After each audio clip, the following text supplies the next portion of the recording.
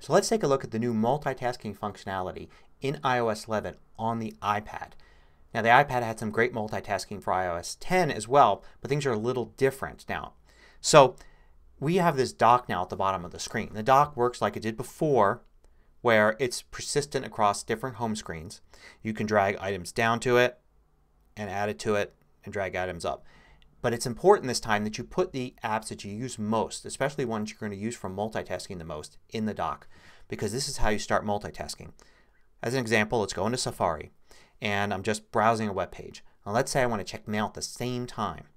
I'm going to tap below the bottom of the screen and drag up and you see the dock appears. If I keep going I get the full screen with Control Center and all my recent apps and everything like that. I don't want to go all the way up. I just want to go just far enough up so the dock appears at the bottom. Now I could switch to another app by tapping on it, or I can tap and drag another app onto the screen. I'm going to do that with Mail. Tap and drag onto the screen. And I can add to the left side or the right side in two different modes. One is to just release like this when it's kind of this floating window.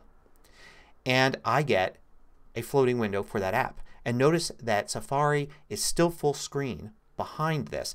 I can grab that handle at the very top there. There's a little handle at the top of that window and drag to the left side, the right side. I can drag off the right side, only the right side, and it dismisses it, but yet I can tap off the right side and drag back on and it comes right back on.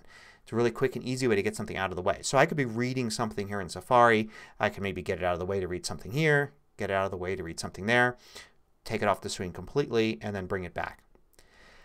I could also, if I wanted to, make this a full 1/3 of the screen. So I'm going to tap that handle at the top and drag down a little bit. And now it makes it a full third of the screen. And now I can drag that middle portion there to move it across, to split screen like that, or to completely get rid of it.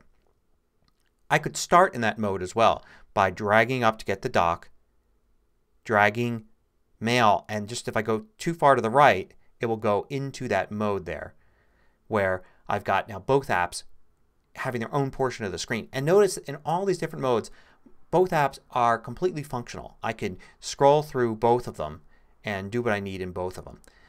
So unlike before where sometimes you would have one app that was kind of frozen behind there. You can just see it.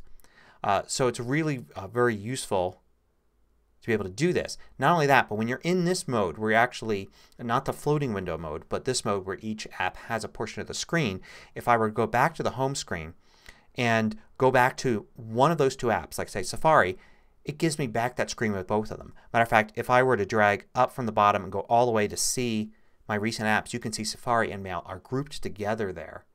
And I can tap to go back to that screen that both of them are on.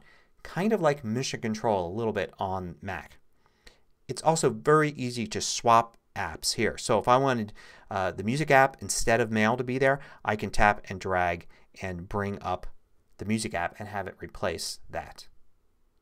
So a lot of good functionality in iOS 11. You got to practice with it and get used to it, but definitely it works great here on the standard screen iPad Pro, which is what I'm using, the old 9.7 inch. Of course, if you have the large